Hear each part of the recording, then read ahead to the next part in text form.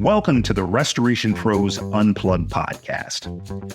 In each episode, we're going to bring you insightful interviews and discussions with top restoration industry leaders. We're also going to delve into their business, the strategies that made them successful, and most importantly, the valuable lessons they've learned along the way. I'm your host, Clinton James. I'm also the Chief Marketing Officer at Water Restoration Marketing. We're a digital marketing agency dedicated to helping restoration companies nationwide secure more high-value water jobs. Now, this show, it aims to provide you with the knowledge and tools you need to excel in the restoration industry. So sit back, relax, and enjoy the show.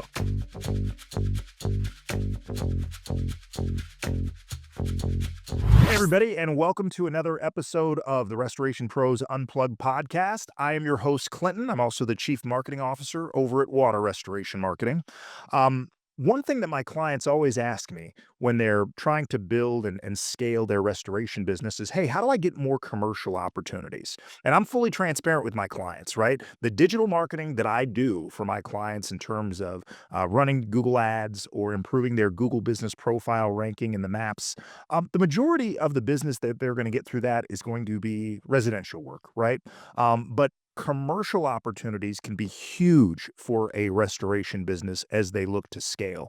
And I had the pleasure of meeting today's guest at an RAA event over the last couple weeks out in West Palm Beach. Great organization. I love what they're doing there. Today, I'm joined by JP Koenig. JP is the president of RocketLevel Commercial. So JP, thanks for jumping on the show today. Clinton, excited to be here. Thanks for having me. Appreciate the introduction again. My name is JP Koenig. I'm actually the president and co-founder of RocketLevel Commercial, and we're on a mission to help restoration companies, I would say, take control of their commercial growth. Awesome. JP, I apologize for butchering your last name there. Koenig, not Koenig. All right, JP. So tell us a little bit about RocketLevel Commercial, how you got started, and really creating a successful business is all about solving problems. So tell us a little bit about the problem that you solve specifically for the restoration industry. Yeah, Clinton. Well, I think you nailed it on the head that every, I would say, restoration owner wants to grow commercial. Would you agree? Absolutely. Well, I think the biggest challenge though is two major issues. Number one, they don't know who the decision maker is, and number two, they can't set up a meeting.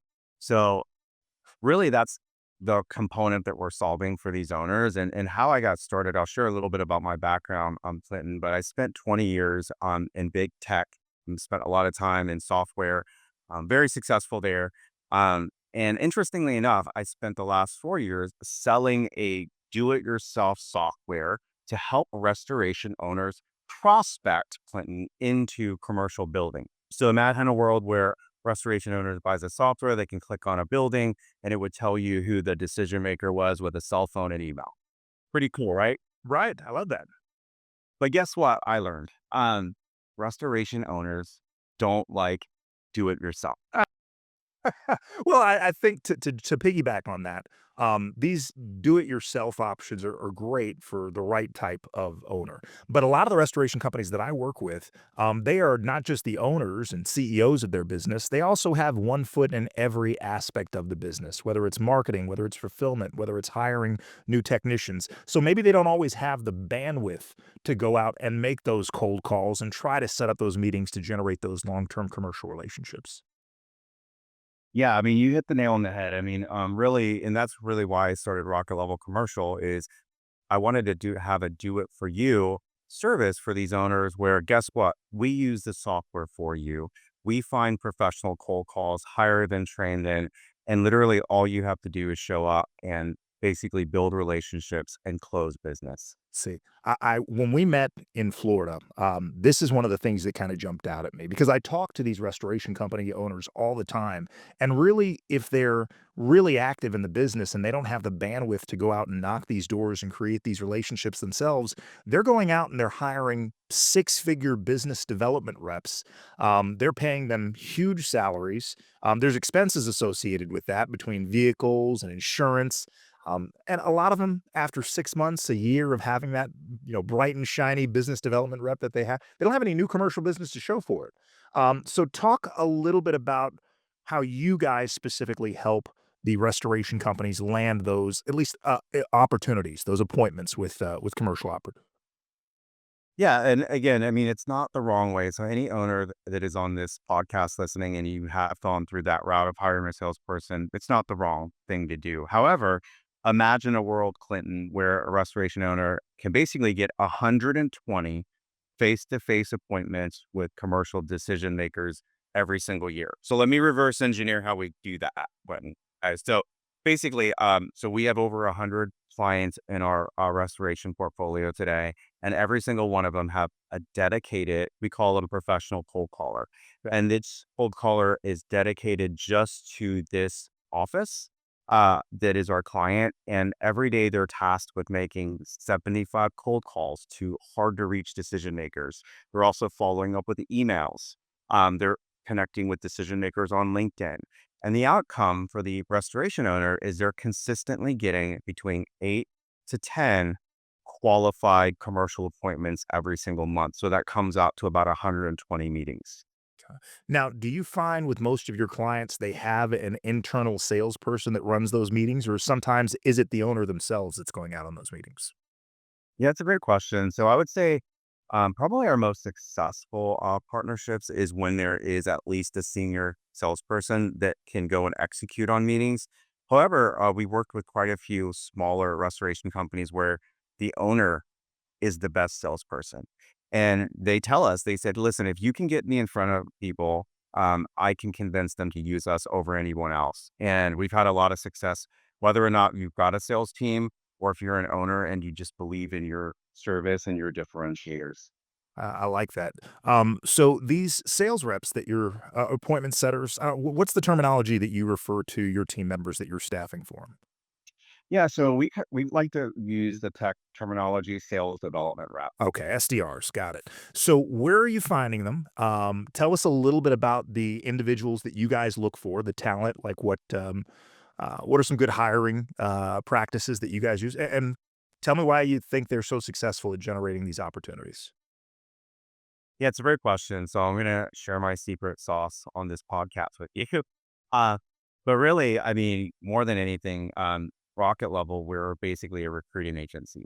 So not only do we understand technology and helping you find the right people to get in front of, but we actually have a full recruiting staff internally, and we've got over 100 sales development reps that represent 100 different restoration clients today.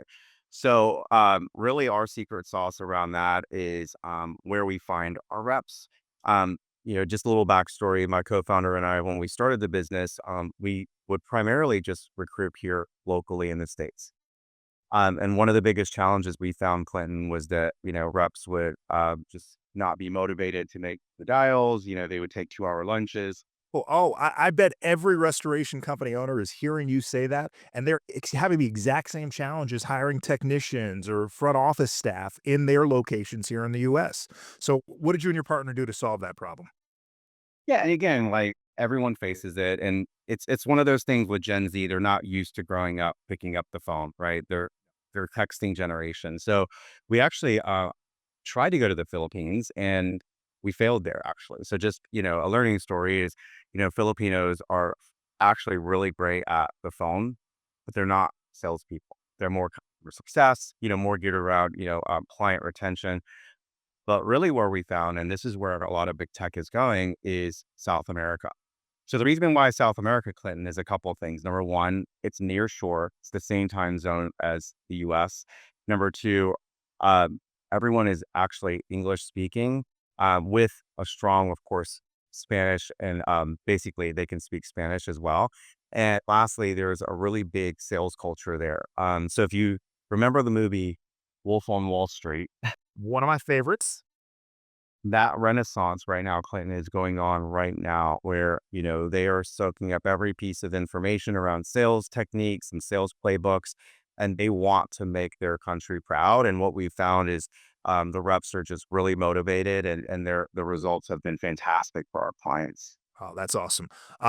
So we know that getting the right person and getting somebody that's motivated to make the dials and do the work is one thing. I'm sure there are some owners that are listening to this conversation thinking, "Oh, I don't know about hiring in Central America. I live in a blue collar state. I don't know if the language barrier is going. Well, I'm sorry, not even language barrier, but the accent might be something that's off putting for these commercial properties and these decision makers that they're reaching out to and scheduling appointments. What do you say to the owner that has that concern? Yeah, it's totally valid. We've actually worked with quite a few owners in kind of the rural areas of America. And they kind of shared that concern. And there's two things that I'll kind of share with you. Number one, a lot of the reps that we hire actually grew up here in the United States, but moved to Central America just because it's cheaper, better quality of life. So the fluency of English is there. And then number two, our sales training is so strong where I'll kind of debunk a myth for you if that's okay. Absolutely. Okay. So my biggest myth that I'm going to debunk on this call is that um, decision makers like facility managers and property managers, owners, they don't pick up cold calls. So the reality, Clinton, is they actually don't get as many cold calls as you would imagine. And what we found after over 100,000, calls is that, regardless, as long as, you're well spoken, you understand the industry, people are interested to meet. Ah, I couldn't agree more. I think we're in an age where companies have abandoned picking up the phone and dialing, and they send SMS messages or emails or set up social media campaigns to try to drive new business. So I think you guys are definitely hitting the nail on the head. Not as they're not getting calls that they used to get 10, 15 years ago. You mentioned sales training, and that is super important, but just as important is teaching that SDR about the restoration industry. So tell me a little bit about how you guys do training, or is the client involved in that training process with the SDR? Yeah, for sure. So, our training program is pretty rigorous. So first off, we only hire the top 1% of reps that we actually interview. And then secondarily, because of my background in tech sales, we built a training program specifically around, tonality, around objections, around the industry itself.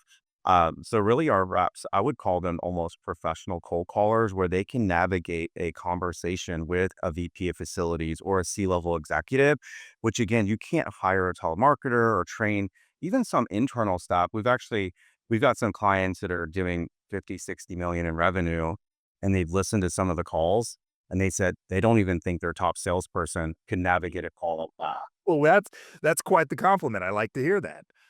Now you guys have worked with companies of all sizes, but I know we've had specific conversations about some of the big boys that you worked with. You guys have a great relationship with ServPro. You've also worked with some other franchisees like Paul Davis and Rainbow. Can you share maybe one or two stories about some, and it doesn't necessarily need to be a franchise, but some clients that you've worked with recently where you guys have just had some outstanding success in terms of helping them to grow their commercial accounts? Absolutely, Clinton. And thanks for asking. And again, we also work with independents as well. So coming out of RIA, which where we met, we've actually signed quite a few independents. And really the goal for a lot of these, whether you're a big franchise like ServPro, Paul Davis, or you're an independent is number one, just getting you in front of the right folks and being able to have you tell your story. Right. So quick story. I'm here based in Georgia. I think you told me you lived in Georgia. Well, yeah, I lived in Dunwoody for a little over 3 years. Small world. Yeah. We actually work with a CERT pro here, and one of the big things they asked us was like, "Hey, outside of you just finding new customers for us, can we send you a list of folks that we would love to have relationships with?" So one of our components of the relationship is people can send us their top target lists or wish lists, and coming from Georgia, as you know, you lived in Dunwoody. Coca-Cola is headquartered here in Georgia. So, they kind of shared, "Hey, Coca-Cola headquarters is here. We tried to prospect in there for several years, had no success." And I told them, "I'm not surprised. There's a lot of security. You can't just drive up and get a meeting with Coke." So after using us for about 4 months, Clinton, we actually identified the right person at Coca-Cola. We got them on a phone after about, I would say, 8 to 12, consistent calls and emails. And, they were standing in Coca-Cola headquarters 4 months later and they were blown away. And really the outcome of that was, they built a relationship and recently they've gotten quite a bit of work from that meeting. That Coca-Cola is a huge win for any restoration company in the greater Atlanta area. Can you tell us a little bit more about the different types of commercial wins that your team has been successful in booking and that the restoration companies have closed? Yeah. So one of the big things, Clinton, I wanted to do when I started Rocket Level is be able to customize the program for every single owner, whether it's a franchise or an independent. So one of the things that we do when we first start the relationship is we really understand like what are your capabilities, right? Do you only handle water damage? Can you do some reconstruction? Can you also do plumbing? A number of things a lot of our, I would say, owners can do. And from there, what's amazing is we can kind of customize the cold call script to, I would say, advertise your strongest services. And from there, we have been able to land, just kind of some things that I would say are wins for our clients are like, of course, when we can find a loss, fantastic. But, um, you know, potentially an emergency response plan for some of our franchises that want to focus on there. Some of our independents have national accounts and they do business outside of California and Georgia and Texas, and they want to be able to have an MSA. So we found MSAs for some of our clients, and then more importantly, given if a client can do a reconstruction or even small jobs, we've been able to kind of land them kind of smaller deals, whether it's commercial cleaning or maybe some drywall stuff, and just got them in the door to build that larger relationship. Love that. Have you guys ever taken that same model and applied it to generating referral partners for that restoration company, whether it's plumbers or property managers or local insurance adjusters, anything like that? Yeah, that's a great question. So for some of our more, I would say, seasoned clients, we've kind of run campaigns where we would basically pull data in their zip codes of every plumber, real estate agent, and property manager. And then we would set up appointments where they could go meet with them and then potentially work out some kind of referral program. But that is something that we've done. We just don't push it as much as kind of getting in front of those other decision makers. Okay. So most of these restoration company owners, they were never like outside salespeople, right? They're not used to running from one appointment to another appointment. How do you set them up with systems and support so that while your team is generating these opportunities, they know what's going to be showing up on their calendar. They can share their availability with you based on team meetings or projects that they're working on.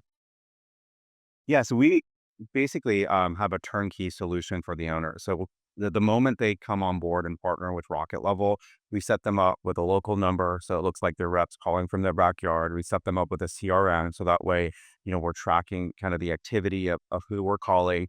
And then we set them up with a license to Calendly, where basically we can mirror their schedule. And imagine a world, Clinton, you can wake up and you see all of these commercial meetings on your schedule, and then we follow up with every piece of information so that owner can go and attack that appointment, whether it's who the decision maker is, who their current provider is, why are they interested in meeting, do they currently have a vendor today, and really make it to a point where they can strategize for every appointment that they attend.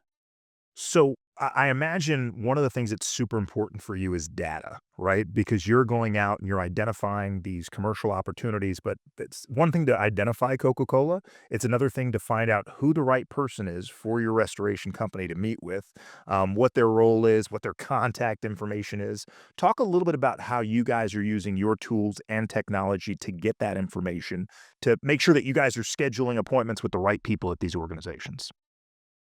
Yeah, I mean, that's probably the hardest part, Clinton. And this kind of goes back to my Silicon Valley days. I'm kind of a data nerd.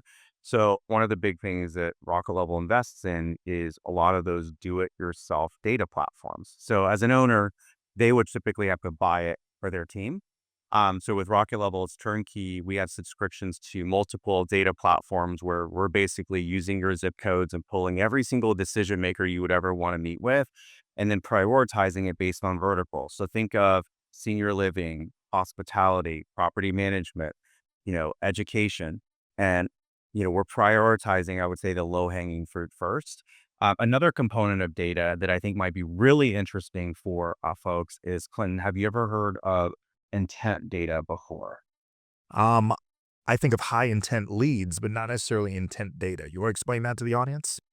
Absolutely. So, I'm sure everyone on this call is remember the last time they went on Google and typed in maybe a product or service that maybe you're interested in. Be honest, all of a sudden you got a bunch of ads for Gotta love retargeting. it. Exactly. So right now there is technology now where you can use IP address and you can identify commercial buildings that are on Google that are researching fire damage, water damage, reconstruction. And what we're doing is we're leveraging that real-time information to have professional cold callers call into these facilities first before anyone else. So it's kind of cutting edge. It's definitely not perfect, but it's definitely something that we're using to create an edge on data. Man, that's exciting stuff. Now, since you started this business, you've probably talked to hundreds, if not thousands, of restoration company owners. I'm sure there are some that have been great fits that you've had a lot of success with. You've probably already also talked to restoration companies that aren't necessarily a great fit for your service based on where they're at in their journey, right? Can you tell us a little bit about who is the right fit to work with you guys? Yeah, for sure. I would say the right fit customer for us is someone who's hungry to grow commercial, that understands it's an investment to basically build, I would say, a commercial pipeline. It's very different from residential, right? And then I would just say an office that just revenue wise is probably doing a little over 1 million in revenue. I think they're just mature enough to kind of take on more commercial and really kind of build that portfolio. And then kind of lastly, just an owner or sales team that really is convicted about kind of their differentiators and have some kind of playbook to be able to walk into, I would say, a decision maker's office and kind of set themselves apart. So those are the qualities and characteristics we find with some of our successful customers. All right, so let's talk about, let's say I own a restoration company. I decide I want to do business with JP and the team.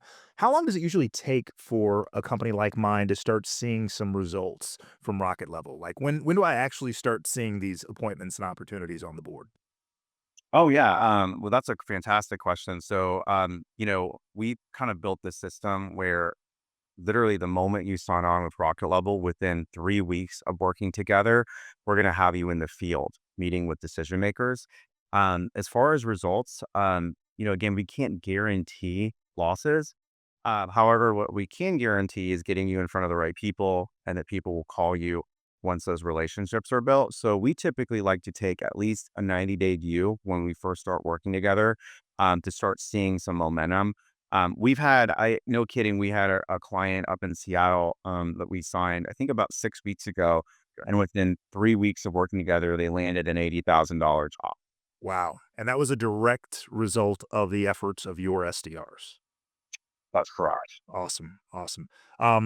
Now, let's say I own a mid-size restoration company because I got a lot of guys that are fairly newer to the industry that might be listening to this podcast right now. They've got a few technicians, they've got a few service vehicles. They're doing mainly residential work right now. Maybe they're not at that $1 million mark. Maybe they're just short. Maybe they're 750,000, or maybe $500,000. Um, is that a company that's too small to work with you at this point? You know, I wouldn't necessarily say too small. I would just say that, again, like you just have to be in the mindset that it's a long game with commercial. And I think that's the biggest challenge for a lot of restoration owners is just kind of understanding that, we can't predict when the losses will happen. But if you meet with enough folks, it's not a matter of if, it's just a matter of when. Yeah, agreed. So I wouldn't say that we would push away anyone that's not doing that revenue, but we just want to make sure that, as much as they're interviewing us when we speak, I'd love to interview them to make sure that we're a good fit. That's smart. We do the same thing with my agency. I guess two of the things that you emphasize in terms of the right fit for you are a company that really has that growth mindset in terms of wanting to build out a commercial division, right? And then the second one, I think, has a little bit more to do with bandwidth, right? If they're an owner operator, they're going to have to set aside time on their calendar every single week to run these. And these appointments, I imagine, are pretty hard to get on the books. So it's not like, oh, because a simple water loss came in, I've got to miss out on that 2:30 appointment I had scheduled with Coca-Cola this afternoon, right? So how important is it that that owner or their sales rep has the bandwidth where they can say, no, these appointments are on the calendar. I'm going to run those appointments, even if an emergency water job or a fire and smoke job come in. Yeah, it's a great question. And I think most owners we work with are good at kind of moving folks around. So a couple ideas that we share that work really well is if you just kind of block days, saying, hey, we're going to grow commercial Tuesdays, Thursdays, and Fridays, right? And please just set up appointments on those days. And, we've even had offices where, let's be honest, everyone's in sales. And if the owner can't go, they'll send their project manager, they'll send their GM. So I feel like everyone is kind of all hands on deck to build these relationships. And if you have that mindset, we have found that we've been able to help a lot of offices double their revenue. But again, it's that commitment. Do you find you and your team ever in a position where you've got to coach that owner on the right way to explain their unique value propositions to that potential commercial account? That's a great question, and I think, just given the nature of our business, we become thought leaders, not just in, like, I would say the, appointment setting, but also the execution, right? So a lot of the owners and salespeople, they'll actually come to us, just as kind of leaders in the space and ask, "Hey, how would you approach this meeting?" So what we've been able to do a lot of times is just kind of share our playbook around, what a good meeting looks like, really how to, I would say break the ice when you meet with somebody, like understanding like really like what their pain points are, and not just trying to drop off a flyer. So it's something that we love to help our clients with given the opportunity. That's exciting, man. I like I said, my agency, because of the type of digital marketing, the work we do, we can definitely help a restoration scale up on the residential side. Sure, occasionally they'll get a call from a commercial property, but let's be honest, most of these commercial properties, they have property managers. Those property managers already have a list of preferred vendors that they have relationships with. So they're not hopping on Google every time one of their units has a busted water pipe. I think what you do is awesome because it gives these people that are already doing the right things in marketing to residential folks, an opportunity to grow their business on the commercial side without the additional overhead and really gamble of going out and hiring a full-time business development rep who's going to drive through the city, buy people lunch, take people out to golf. Yeah, that was probably effective a couple decades ago, but man, thanks to technology and offshore hiring and the things that you guys do, you don't need to make that kind of investment. Do you want to tell the audience a little bit about what the onboarding process looks like? So if somebody's interested today, first of all, where should they reach out to you, JP? Yeah. So our website is rocketlevelcommercial.com. I'll also send you my contact if you want to share it with the folks listening. Absolutely. We will put that in the description and the show notes so that everybody can reach out to JP. Fantastic. And what I'll also do is I'll just include a link to my calendar. So anybody who's interested, books and time, I can definitely walk you through how we can customize this for you. But back to your question, Clinton, a little bit about the onboarding. It's really in two phases, right? The first phase is really just getting all of the data to make this successful. So we typically get zip codes, wish lists, and maybe even the do not call list from our clients just to line. From there, it takes about a week for us to kind of get their sales rep up and running with kind of all the data and their technology. And then by the third week, is really when we hit the phones. So, phase one, get everything set up. Phase two, actually start testing, calls in their market and, generating a couple of, we call it, the first set of quality appointments. So going back to the 120 meetings, 8 to 10 a month, the first month we work together, we typically try to at least get you in front of 3 to 5 really good quality appointments. And then by month 2, we're at full volume at that 8 to 10. And then usually by the third month, Clinton, we're actually overachieving for our clients and we're setting them up over 10 meetings. Love to hear that. You guys have had exceptional growth recently. Actually, um, I anticipate you guys are going to have even more growth because I keep seeing you at the events and talking to folks. Can you tell us a little bit about what you think the next big opportunity is for restoration companies when it comes to commercial? Is it going after government contracts? What do you think is that next thing that restoration companies need to be looking at in terms of growing their commercial business? Yeah, it's a great question. Again, our mission is to help these restoration owners take control of their commercial growth. And really, I think what we're seeing from some of these larger independents and even some of the franchises is really I would say the speed to MSA opportunities. And the reason I say that is really that helps them kind of expand across kind of regions, especially for some of our larger clients. So that's number one. Number two, I think, is also just, I would say, the need for emergency response plans. So I know a lot of the franchises kind of lean on that as a way to get in the door. I would definitely suggest some of the independents listening. If you don't have one today, this is a really great way to kind of show some credibility, give some value first. And honestly, if you were to put together a plan like that on a first meeting or even a second meeting, most of these decision makers would feel guilty if they didn't use you after that. 100%. You're providing value on that initial appointment. When you provide value like that, it really gives you an opportunity to turn that prospect into a future customer there. All right. Man, JP, I really appreciate you giving us some time. Before we leave today, tell me a little bit about what's next for Rocket Level. What's that next tool, that next service that you guys have in the pipeline that you're going to start offering to restoration companies to help them grow? Yeah, Clinton, thanks for helping me close there. So again, helping, these owners take control of commercial growth. We're thinking of all avenues, right? So we've already figured out outbound and we're helping them grow outbound. The second two things that we're really focused on this year is inbound. Uh, Interestingly enough, Okay. one of the big challenges we see with almost every restoration company is they have a hard time answering calls.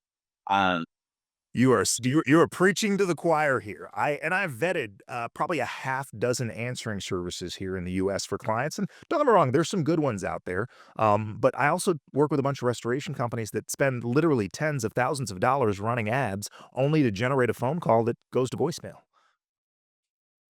Yeah, and again, it's just such an interesting challenge that we find that we're trying to solve for our current clients. And what we're doing is we're building a dedicated model, very similar to the outbound, but a dedicated model for inbound, where our mission is never miss a call and basically create a customer experience that has empathy, that is almost owner led in a sense where, if an owner picks up the phone, they're going to absolutely, treat that phone call as gold and being able to replicate what an owner would do on any call, whether it's, during business hours or even after hours. So that's a big component.